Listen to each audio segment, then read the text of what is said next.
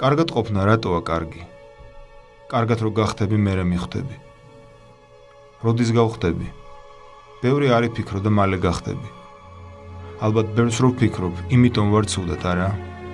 არა მარტო მაგიტომ. აბა რატო? ბევრს მეც ვფიქრობ, ოღონდ კარგზე. შენც კარგზე უნდა იფიქრო.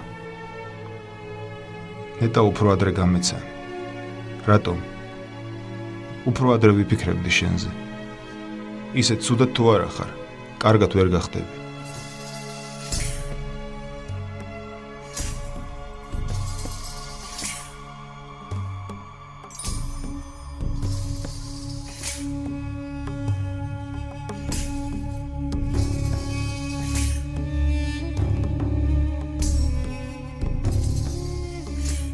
არ მოყვარდა რა გულით ადამიანი თუ შეუყვარდებოდა ბოლომდე უყვარდა რა შეიძლება რაღაც მოსდოდა ადამიანთან რაღაც უსიამოვნება მაგრამ გულში გულის სიამოვნებაში მაინც ყოველთვის უყვარდა ეს ადამიანი და ყოველთვის აპატიებდა იმას განიცდიდა კიდე ყოველთვის მაგრად აი ემოციურად ემოციურად შეიძლება არ გამოეხატა მაგრამ განიცდიდა მაგრად რა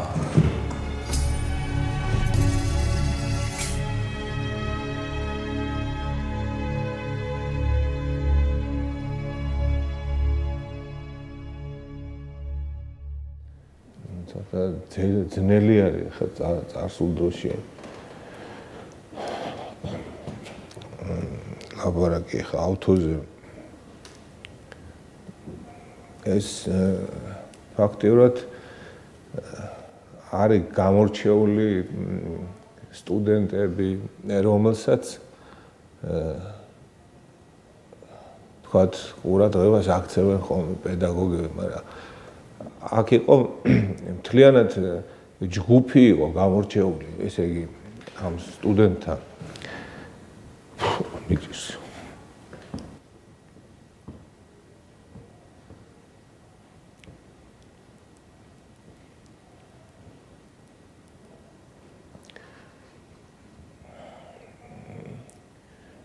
მოვიდა პირველი კურსიდან ჩემთან იყო ჩააბარა მაშინ ერქვა მონუმენტური დეკორატიული ხელოვნების კათედრა იყო ეგეთი არსებობდა ბატონ ზურა წერეთლის დაარსებული იყო და ჩააბარა ჩაოლები ახალგაზრდა ნიჭიერი ბიჭი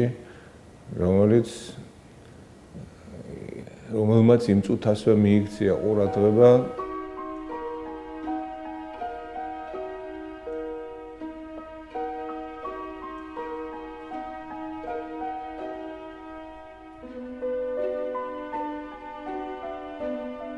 თავიდანვე მისმენდა და აკეთებდა იმას, რასაც მე ვთხოვდი და ბოლოს უკვე კარგად დავსწრაფ და უკვე და განსაკუთრებით ფერწერაში იყო ძლიერი.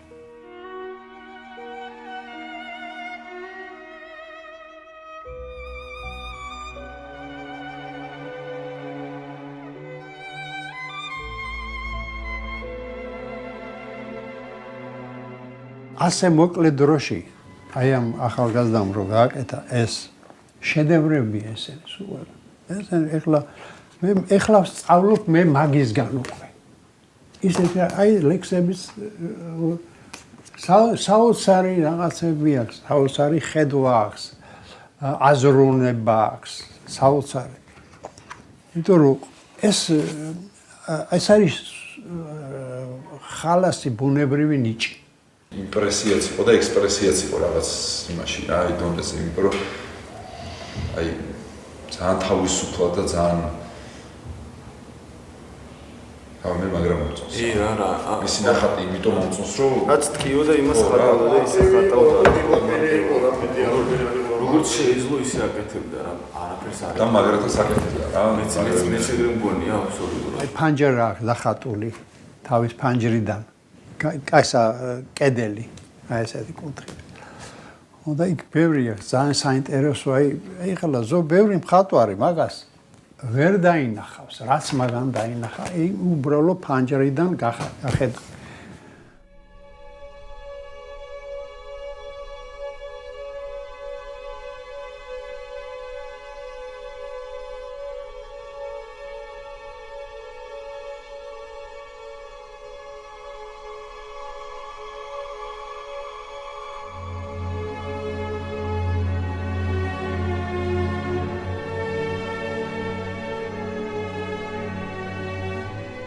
ჩვენი ავთო იყო გამორჩეული პიროვნება, ბუნებით იყო ლიდერი, რაღაც ვაჟკაცი კაცი იყო.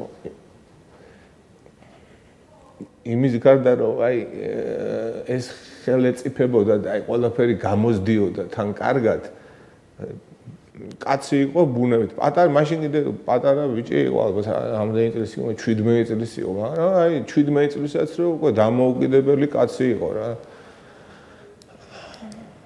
მე ხა რომ ჩვენი ურთიერთობა ისე წავიდა, რომ იმის გარდა რომ აქ ამ კედლებში ქმნიდა რაღაცებს, ჩვენი რექტორის დიდი მეცადინეობით და რაღაცებით, მოკლედ მოხდა ისე, რომ ქალაქში დაგვცეს ნება, რომ რაღაცეები განგვეხორციელებინა და დავიწყეთ ეგრეთ წოდებული ქალაქის მოხატვა, რასაც ქვია, დეკორატიულად გაფორმება, რო ვთქვათ ესეთი და ბევრი ობიექტები, საკმარისად ბევრი ობიექტები თითქმის არის მაგათი შესრულებული და კერძოდ თვითონ ავთოს შესრულებული და იმის თქმა მინდა რომ ხანდახან იყო ხოლმე სიტუაცია რომ მიწევდა ხოლმე მე ვერ გავჩერდებოდი იმიტომ რომ აქ ლექციები იყო სხვა ჯგუფებთანაც ჰქონდა ხოლმე და იმდენად პასუხისმგებელი ადამიანი იყო და კაცური კაცი იყო რომ აი ამ ბავშვებს ჩავაბარებდით ხოლმე რა მაგას რომ ავთო მიხედე რა იმიტომ რომ ვენდობოდით კაცს რომელსაც შეეძლო მიეხედა იქ ემწყებს ესე ვთქვათ რა სრული ამ სიტყვის მნიშვნელობით ბოლო ურთიერთობა რაც იყო ესე ვთქვათ ყველაზე ესეთი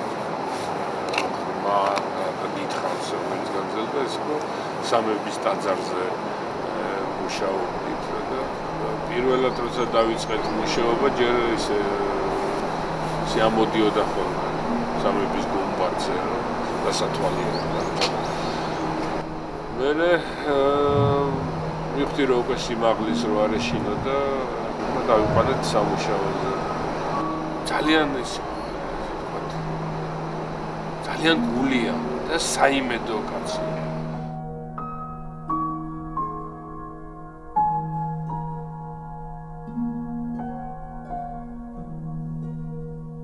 ერთხელ მახსოვს წავედით თაბორზე ჩემი ფანჯრის პირდაპირ უყურებდით ეკლესიას ხოლმე და ბევრჯერ დაგვიხატია და რო შენდებოდა ეს პროცესი და მე უთხარი მეთქი ავიდეთ ავტომატი თუ გინდა იმ ეკლესიაზე ნახოთ კაი ამინდიო და წავიდეთ რა თქმა უნდა სიხარულით დამთანხმდა წავედით მე ნახავთ ხოლმე მე როცა გაკეთდება და იქ რაღაცა ესე იგი როგორ კეთდება ეს პროცესიც ვნახოთ ავედით და შიგნით მოპირკეთება სიწყებდნენ და ხარაჩუები იყო ბოლომდე თითქმის რა და კიბეც ძლივს ვიპოვეთ საიდან იყო ასასვლელი დავადექით და ავედით მაღლა მე ცოტა გამიჭირდა ახლა ის ახალგაზრდა იყო და არ უჭირდა და მეხმარებოდა თან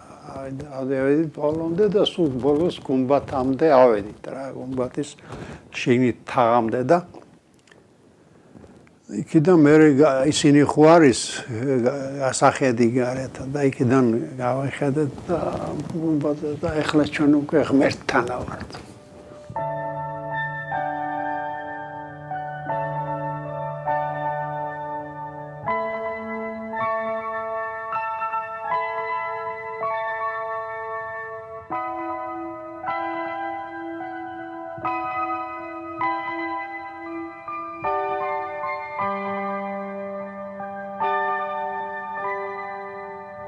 ბოლოს ვნახე, ცხოვრობდა აქ ზუბალაშვილის ქუჩაზე ბებიასთან და ბაბუასთან. და ოთახში რო შევედი, რაღაცნაირად აი კინოში რო ვნახე და რო წამიკითხე ეს რაღაც ფიროსმანის ანალოგია, ერთი კუთხე ქონა, სადაც ძირს ქონდა რაღაც დაბალზე დაგებული ეს თავისი საძინებელი ესე ვთქვათ მოწყობილი და ბევრი ნახატები რა კედლებზე თავის მიერ შექმნილი. აი ბოლოს ბოლოს მე სახელოსნოში ნახე აი თავის ბოლოს სახელოს რაც ქონდა და ისეთ ამერიკა მე არის ყველაზე მუშაობდი მაშინ ზემოთ სახელოსნოში მინანქრის სახელოსნოში და ჩამოდიო აქვე ვარ რა ну არ ვიცოდი სად ჩავდიოდი და აღმოჩნდა რომ სახელოსნო ქონდა და იქ ცხოვრობდა ვაფშე და რავი ძალიან გახარებული იყო აი ესეთი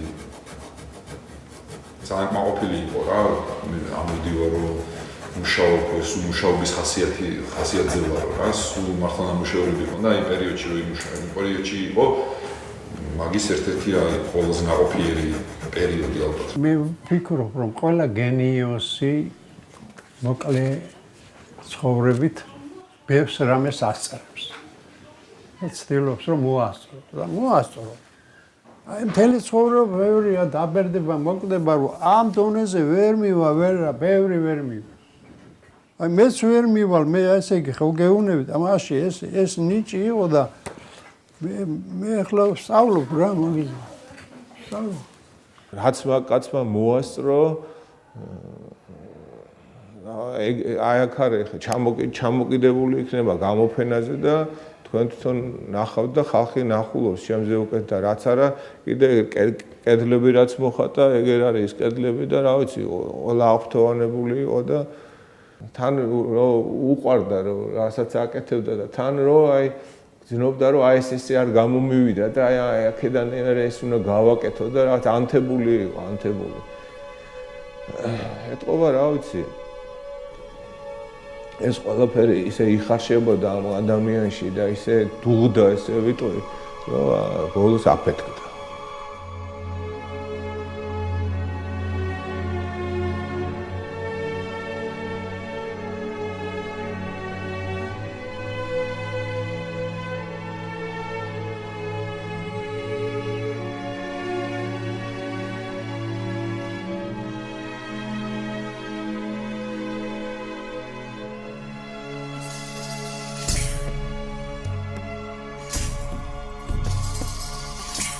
სიზარმაცე ყველაზე ცუდი რამეა, რაც კი ადამიანს ვნებს.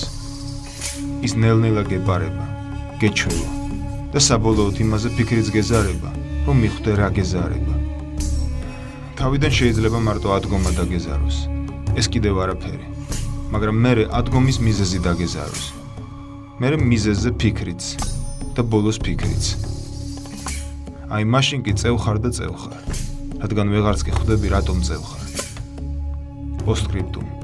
მაღვიძარა თავიდანვე დააყენეთ, ან ვინმეს დაუბარეთ, რომ გაგაღვიძონ.